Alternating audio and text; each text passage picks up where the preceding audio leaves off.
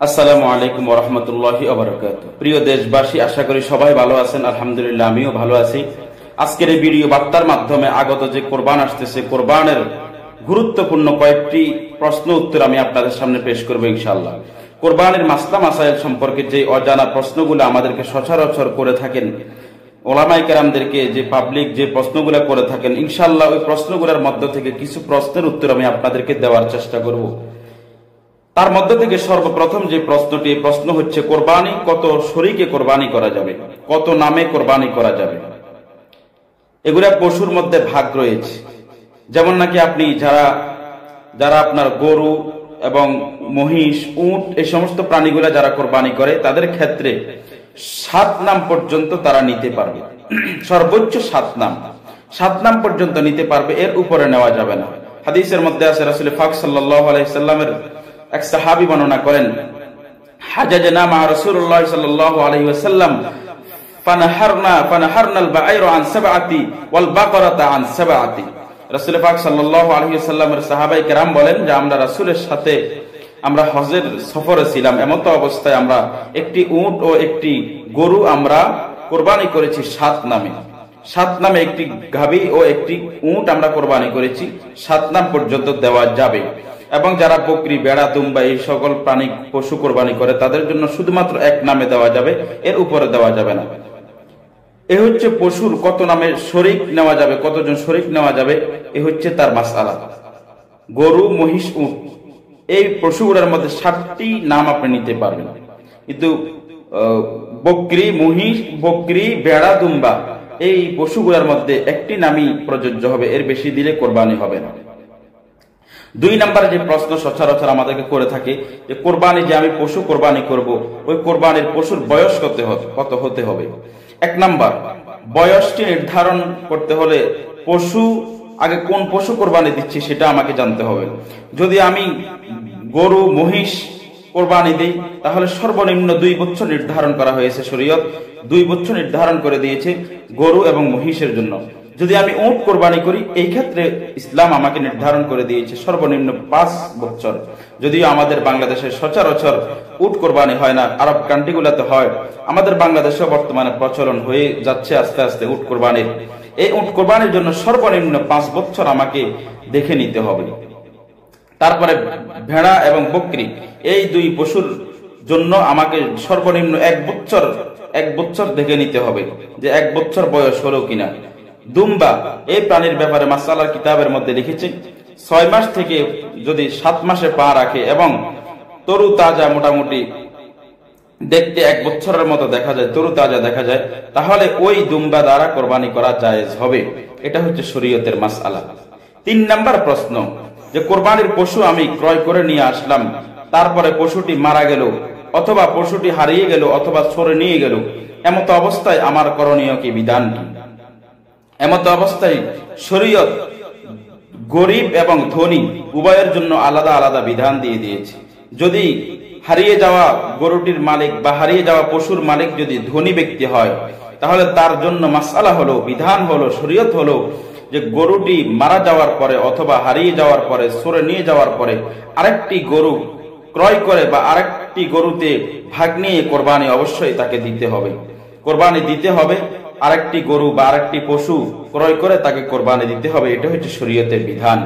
আর যদি গরিব হয়, তাহলে হারিয়ে যাওয়ার পরে, মৃত্যুবরণ করার পরে এবং চোরে নিয়ে যাওয়ার পরে তার জন্য দ্বিতীয়বার তার জন্য নেশাব পরিমাণ মালের মালিক না হলে পশু ক্রয় করে কোরবানি করা তার জন্য প্রয়োজন হবে না।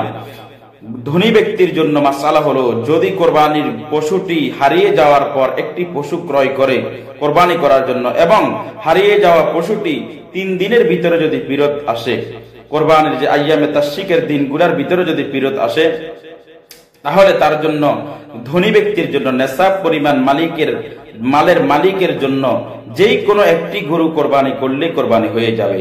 কিন্তু গরিব ব্যক্তি যদি একটি গরু হারিয়ে যাওয়ার পর আবার আরেকটি গরু পশু ক্রয় করে নিয়ে আসে এবং আগের পশুটি, হারিয়ে যাওয়া পশুটি যদি ফিরে আসে অথবা পেয়ে যায়, তাহলে তার জন্য দুইটা পশুই কোরবানি করতে হবে, এটা শরীয়তের বিধান।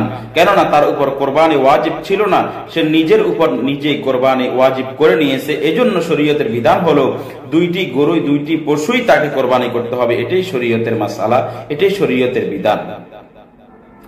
তারপর 4 নাম্বার যে প্রশ্ন আমাদেরকে অসংখ্য লোকে করে থাকেন যে হুজুর, আমরা 5 ভাগ অথবা 7 শরীকে আমরা কোরবানি করি।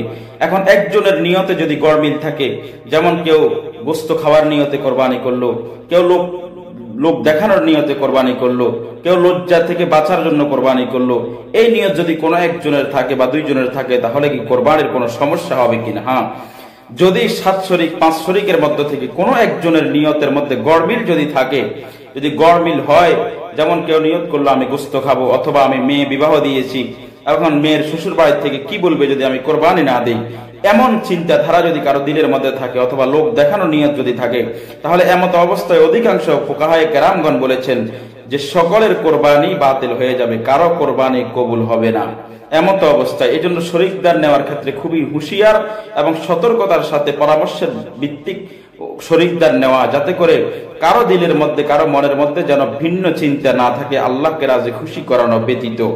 এজন্য শরীক নেওয়ার ক্ষেত্রে সবচেয়ে উত্তম পদ্ধতি হলো ভালো মানের শরীক, যাদের দিলের মধ্যে একমাত্র আল্লাহর ভয় এবং আল্লাহকে রাজি খুশি রেজায়ে মাওলার জন্য যারা কোরবানি দিবে, তাদের সাথে কোরবানি দেওয়া। তাহলে ইনশাআল্লাহ আশা করি আল্লাহ রাব্বুল আলামিন আমাদের কোরবানি কবুল করবেন। তারপরে যে প্রশ্নটি অনেকেই সচরাচর করে থাকে, কোরবানির পশু ক্রয় করার পর কোন শরীকদার যদি মারা যায়, কোরবানির পশু ক্রয় করার পর আমি 7 নামে কোরবানির পশুটি ক্রয় করলাম, এরপরে কোন শরীকদার মারা গেল, 7 জন শরীকদারের মধ্যে থেকে একজন শরীকদার যদি মারা যায়, তাহলে এর বিধান কি? এর বিধান হচ্ছে, যে শরীকদার মৃত্যুবরণ করলো, তার ওয়ারিসগণ আওলাদ পর্যন্ত, তার ছেলে সন্তান অথবা পরিবার যদি তার পক্ষ থেকে কোরবানি দেওয়ার অনুমতি দেয়, তাহলে কোরবানি দিবে। আর যদি অনুমতি না দেয়, তাহলে বাকি 6 শরীক মিলে অথবা অন্যান্য শরীকগণ মিলে তার কোরবানির টাকা তাকে, তার পরিবারকে, তার সন্তানদেরকে ফেরত দিতে হবে, তার ওয়ারিসকে ফেরত দিতে হবে। তার পক্ষ থেকে অনুমতি ব্যতীত, তার ওয়ারিসদের অনুমতি ব্যতীত কোরবানি করা জায়েজ হবে না। তারপরে আরেকটি প্রশ্ন অনেকেই সচরাচর করে থাকেন যে কোরবানির পশু দ্বারা কোন প্রকার উপকৃত হওয়া যাবে কিনা। যেমন নাকি কোরবানির পশু যদি আমি ক্রয় করার পর, কোরবানির 5 দিন আগে ক্রয় করলাম, এখন পশুটি দুধ দিচ্ছে, গরুটি দুধ দিচ্ছে, এখন আমি দুধ নিয়ে উপকৃত হতে পারবো কিনা, অথবা পশুটি হালের পশু, এটা দিয়ে আমি হাল চাষ করতে পারবো কিনা, এমনটি অনেকেই আমাদেরকে প্রশ্ন করে থাকেন। এই প্রশ্নের সঠিক উত্তর হলো, কোরবানির ক্রয়কৃত পশু দ্বারা কোনো প্রকারের উপকার গ্রহণ করা যাবে না।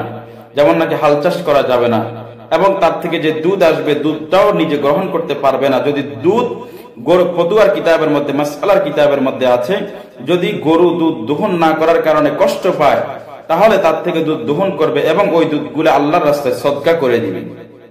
আর যদি গরু দুধ দহন না করার জন্য যদি গরু কষ্ট না পায়, পশু কষ্ট না পায়, তাহলে তার দুধ দহন করার কোনো প্রয়োজন নেই। এবং ওই পশু দ্বারা কোনো প্রকারের হাল চাষ করা অথবা যেই কোনো কাজ করানো নিষেধ, শরীয়তে না জায়েজ। এবং কি এমনও লেখা আছে যে সতর্কতার সহিত অনেকেই আমরা কোরবানির গরু পশু নিয়ে এসে নিজেদের ছোট ছোট বাচ্চাদেরকে কোরবানির পশুর পিঠে বসাই, আনন্দ উল্লাস করি, এটাও এক ধরনের সতর্কতামূলক নাজায়েজ। কারণ হচ্ছে এর দ্বারাও আমি পশুর থেকে, কোরবানির পশুর থেকে উপকৃত হচ্ছি, আমার সন্তানকে আনন্দ দিচ্ছি, আমার সন্তান এর দ্বারা আনন্দ পাচ্ছে, এটাও আমার একটা ফায়দা অর্জন হচ্ছে, উপকৃত হচ্ছে, এটাও সম্পূর্ণ নাজায়েজ, এটাও করা যাবে না। তারপরে যে প্রশ্ন, কোরবানির গোশত বন্টনের নিয়ম কি? অনেকে প্রশ্ন করে থাকেন কোরবানির গোশত বন্টনের নিয়ম কি।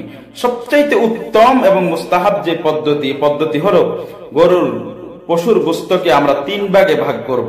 করে 1 ভাগ আমরা গরিব গোরাবাদেরকে দিয়ে দিব, মিসকিনদেরকে দিয়ে দিব ভাগ করে, এবং 1 ভাগ আত্মীয় স্বজনের মধ্যে যারা খানেওয়ালা মিসকিন, যারা গরিব রয়েছে, তাদের মাঝে বন্টন করে দিব, আর 1 ভাগ আমি নিজে খাবো। অনেকে প্রশ্ন করে থাকেন যে হুজুর, আমি যদি 3 ভাগ করার পর আমি যদি সমান সমান ভাগ না করে আমি আমার জন্য বেশি রেখে দিয়ে বাকি অল্প কিছু আমি গরিব এবং আত্মীয় স্বজনকে দিয়ে দিই, তাহলে জায়েজ হবে কিনা? হ্যাঁ, জায়েজ হবে। তবে এর দ্বারা আপনার থেকে আপনি কৃপণের পরিচয় দিবেন। কৃপণকে আল্লাহ কখনোই পছন্দ করেন না, আল্লাহ কৃপণকে কখনো পছন্দ করেন না, কৃপণ হওয়া যাবে না। এজন্য কোনো প্রকারে কোরবানির গরুর গোশত বা কোরবানির পশুর গোশত ফ্রিজে জমা করে রাখার চিন্তাধারা যেন আমরা না করি। তারপরের প্রশ্ন হলো, কোরবানির গোশত, চামড়া ইত্যাদি কাউকে শ্রম হিসেবে দেওয়া যাবে কিনা? গুরুত্বপূর্ণ প্রশ্ন, খেয়াল করবেন, খেয়াল করে শুনবেন ইনশাআল্লাহ। গুরুত্বপূর্ণ প্রশ্নটি অনেকেই আমরা আমাদের যেই গরু খালানোর জন্য এবং গরুর গোশত কুটার জন্য যে আমরা শ্রমিক রাখি, ওই দিনের জন্য সাহায্যকারী রাখি, আমরা অনেকেই দেখি গ্রামগঞ্জে তাদেরকে কিছু 1 কেজি 1.5 কেজি গোশত দিয়ে দেয়, সাথে 200-100 টাকা দিয়ে দেয়, পরিপূর্ণ শ্রম তাকে দেয় না। এটা সম্পূর্ণরূপে নাজায়েজ এবং শরীয়তের খেলাফ। কোনোভাবে 1 টুকরা গোশত কাউকে অথবা একটা চামড়া কাউকে শ্রম হিসেবে দেওয়া যাবে না। হ্যাঁ, তার শ্রম, তাকে পরিপূর্ণ একদিনের শ্রম এবং তার সাথে যে চুক্তি হয়েছে, চুক্তি মোতাবেক তার টাকা তাকে পরিপূর্ণ বুঝিয়ে দেওয়ার পর যদি আমি হাদিয়া স্বরূপ গরিব হিসাবে একটু গোশত আমি হাদিয়া দিয়ে থাকি, সেটা আমার জন্য জায়েজ হবে। এছাড়া কাউকেই কোনো শ্রম হিসাবে বিন্দু পরিমাণ গোশত অথবা চামড়া অথবা গরুর যে কোনো অংশ দেওয়া সম্পূর্ণরূপে হারাম, নাজায়েজ। তারপরে প্রশ্ন হচ্ছে, অনেকেই নবী করিম সাল্লাল্লাহু আলাইহি ওয়াসাল্লামের নামে কোরবানি করে থাকেন, এর কতটুকু ভিত্তি রয়েছে এবং শরীয়তে এর কোনো দলিল রয়েছে কিনা? হ্যাঁ, অবশ্যই। এ তো সৌভাগ্যের বিষয়। রাসূল আরবী সাল্লাল্লাহু আলাইহি ওয়াসাল্লামের নামে কোরবানি করব, এর চাইতে সৌভাগ্যের বিষয় আর কি হতে পারে? রাসূল পাক সাল্লাল্লাহু আলাইহি ওয়াসাল্লাম হযরত আলী রাদিয়াল্লাহু তাআলা আনহুকে মৃত্যুর পূর্বে ওসিয়ত করে গেছে যে আমার জন্য তুমি কোরবানি করবে। রাসূল পাক সাল্লাল্লাহু আলাইহি সাল্লামের মৃত্যুর পর হযরত আলী রাদিয়াল্লাহু তাআলা আনহু জীবদ্দশায় রাসূল পাক সাল্লাল্লাহু আলাইহি সাল্লামের নামে প্রতি বছর কোরবানি করতেন। এজন্য এটা জায়েজ এবং সৌভাগ্যের বিষয়, উত্তম। যদি কোনো স্বাবলম্বী কোনো ব্যক্তি থাকে, ধনী ব্যক্তি থাকে, রাসূল পাক সাল্লাল্লাহু আলাইহি সাল্লামের নামে 1 ভাগ কোরবানি দিবে, অবশ্যই তার জন্য জায়েজ হবে এবং সৌভাগ্যের বিষয় হবে, অধিক সওয়াব হওয়ার মাধ্যম হবে ইনশাআল্লাহ। তারপরের প্রশ্ন হলো, প্রবাসীদের পক্ষ থেকে যে কোরবানি করা হয়, প্রবাসীদের পক্ষ থেকে কোরবানি করা হয়, এটার বিধান কি? অনেকে মনে করেন যে প্রবাসীরা থাকে বিদেশে, একদিন আগেই করে, একদিন আগেই তাদের কোরবান শেষ হয়ে যায়, তাদের পক্ষ থেকে যে কোরবানি আমরা দেশে করি, এটার বিধান কি হবে? হ্যাঁ, এটার বিধান হচ্ছে, প্রবাসীরা যেই দেশেই থাকুক না কেন, পশু যেই দেশে কোরবানি করবে, ওই দেশের নিয়ম অনুসারে ওই দেশে ঈদের দিনেই পশু কোরবানি করবে। যেহেতু আমাদের বাংলাদেশে আরব কান্ট্রিগুলোর একদিন পর ঈদ হয়, ওই একদিন পরে আমাদের দেশে প্রবাসীদের দেওয়া পশুগুলো আমরা কোরবানি করব, এটাই মাসআলা, এটাই নিয়ম। তারপরের মাসআলা হলো, তারপরে যে প্রশ্নগুলো অনেকেই আমাদেরকে করে থাকেন যে কোরবানির দিনগুলা শেষ হয়ে গেল কিন্তু কোরবানি করতে পারলো না, তখন তার বিধান কি? এটা ভালো করে বুঝতে হবে। অনেকেই আমার ভাইয়েরা আছেন যে কোরবানি দেওয়ার জন্য পরিপূর্ণ প্রিপারেশন, টাকা জমানো, পরিপূর্ণ প্রিপারেশন নিল, কিন্তু কোরবানির দিনগুলোতে কোরবানি করতে পারে নাই, বড় কোনো বিপদের কারণে কোরবানি করতে পারে নাই। এই অবস্থায় কি করবে? কোরবানির 3 দিন শেষ হয়ে গেছে, কোরবানি দিতে পারে নাই, অথবা গরু ক্রয় করে ফেলছে বা ক্রয় করে নাই কিন্তু প্রিপারেশন নিচ্ছে কিন্তু কোরবানি করতে পারে নাই, এই অবস্থায় মাসআলা কি? অনেকে জিজ্ঞেস করেন। এই অবস্থায় শরীয়তের বিধান হলো, যদি আপনি গরু ক্রয় করে থাকেন, পশু ক্রয় করে থাকেন, ওই পশুটি আপনাকে সদকা করে দিতে হবে। কোরবানির দিনগুলোর পরে আপনাকে সদকা করে দিতে হবে। এবং কোরবানির পশু যদি আপনি ক্রয় করে না থাকেন কিন্তু আপনি নেশাব পরিমাণ মালের মালিক, সমস্যায় জর্জরিত হওয়ার কারণে, বিপদের কারণে বা কোনো সমস্যার কারণে আপনি কোরবানি করতে পারেননি, তাহলে একটা বকরি সমপরিমাণ টাকা আপনাকে আল্লাহর রাস্তায় সদকা করে দিতে হবে। এটাই হচ্ছে মাসআলা। তারপরে প্রশ্ন হলো, অন্যের সাহায্য নিয়ে জবাই করার হুকুম কি? জবাই কি করবে এবং অন্যের সাহায্য নিয়ে জবাই করার হুকুম কি? আমাদের পাড়ায় মহল্লায় দেখা যায় মসজিদের ইমাম এবং ওলামায়ে কেরামদেরকে দিয়ে জবাই করা হয়। হ্যাঁ, জবাই করাবে, যদি নিজে জবাই করতে পারে, এটা হচ্ছে সবচাইতে উত্তম। নিজের পশু নিজে কোরবানি করা সবচাইতে উত্তম।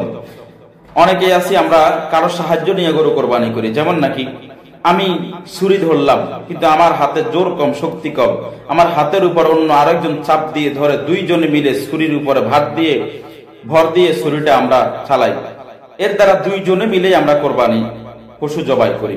এখন এই অবস্থায় বিধান কি? বিধান হচ্ছে উভয়জনকেই বিসমিল্লাহ আল্লাহর নাম মুখে নিতে হবে, উভয়জনকেই আল্লাহর নাম পড়তে হবে, নচেত কোরবানি আদায় হবে না। একজন পড়লো আরেকজন পড়লো না, কোরবানি আদায় হবে না। যে সাহায্যকারী তাকেও বিসমিল্লাহ পড়তে হবে। যদি সে বিসমিল্লাহ না পড়ে তাহলে কোরবানি আদায় হবে না। পরের প্রশ্ন হলো জবাই করার সময় যদি বিসমিল্লাহ বলতে না পারে তখন এই কোরবানির বিধান হুকুম কি হবে? যদি কোরবানি করার সময় অনেক সময় ভুলে আমরা বিসমিল্লাহ বলতে ভুলে যাই, দোয়া পড়তে ভুলে যাই, এমত অবস্থায় যদি ভুল করে যদি বিসমিল্লাহ না পড়ে থাকি তাহলে কোরবানি আল্লাহ চাহে তো হয়ে যাবে ইনশাআল্লাহ, গোশত হালাল হবে। আর যদি আমরা ইচ্ছাকৃতভাবে বিসমিল্লাহ না বলে, আল্লাহর নাম না বলে যদি কোরবানি শুরু করি, কোরবানি করে ফেলি, তাহলে আমার জন্য এই কোরবানি পরিপূর্ণ হারাম হয়ে যাবে এবং এই কোরবানি আমার জন্য নাজায়েজ হয়ে যাবে, কোরবানি আদায় হবে না। তারপরের প্রশ্ন, কোরবানির সাথে আকিকার বিধান কি? অনেকেই কোরবানির সাথে আকিকা করতে চান। হ্যাঁ, এটা জায়েজ পদ্ধতি রেখেছে ইসলামে। অনেক কিছু আছে মুবাহ জায়েজ, আবার অনেক কিছু আছে উত্তম। তবে আকিকা যেহেতু আলাদা একটা ইবাদত এবং কোরবানি আলাদা একটা ইবাদত, মুস্তাকিল একটা ইবাদত, এজন্য দুইটা ইবাদতকে একসাথে করে না করাই উত্তম। তবে যদি কেউ করতে চান অবশ্যই জায়েজ হবে। ইসলামে বিভিন্ন জিনিস আছে জায়েজ, যেমন বিবাহ বন্ধনে আবদ্ধ হওয়ার পর তালাক, এটা জায়েজ কিন্তু উত্তম না, সময় অসময় এটা জায়েজ হয়ে যায়। এই জন্য এই মাসআলাটাও এরকম যে আমার জন্য জায়েজ হবে কিন্তু উত্তম না। উত্তম হচ্ছে আলাদা করা, আলাদাভাবে অন্য পশু দিয়ে করা, কোরবানির পশুর সাথে না করা। কিন্তু হ্যাঁ, অনেকেই আছেন সময়ের কারণে পরে করতে পারেন না বা অন্যান্য সমস্যার কারণে করতে পারেন না, তারা যদি সুযোগ মতো হয় কোরবানির পশুর সাথে এক নামে আপনারা কোরবানি করে আকিকা করে ফেলবেন ইনশাআল্লাহ। আল্লাহ চাহে তো কবুল করেন, তো হয়ে যাবে ইনশাআল্লাহ। তারপরের প্রশ্ন হলো, একটি গরুতে এক অংশ কোরবানি এবং বাকি 6 অংশ আকিকা রাখা যাবে কিনা? না, একটা গরুতে একটি পশুতে একটি নাম রাখতে পারবেন আকিকা, বাকি 6 নাম হোক, 5 নাম হোক, 4 নাম হোক হবে কোরবানি। সেটা আকিকার হলে, যদি আকিকার অংশ বেশি হয় তাহলে কোরবানি আদায় হবে না। যে মাসআলাগুলা বললাম, যেই প্রশ্ন উত্তরগুলা দিলাম, আল্লাহ রাব্বুল আলামিন এই প্রশ্ন উত্তরগুলোর উপরে মাসআলাগুলা জেনে বুঝে শুনে আমাদেরকে একমাত্র রাজায়ে মাওলার জন্য কোরবানি করার তৌফিক দান করেন, আমিন। আসসালামু আলাইকুম ওয়া রাহমাতুল্লাহি ওয়া বারাকাতুহু।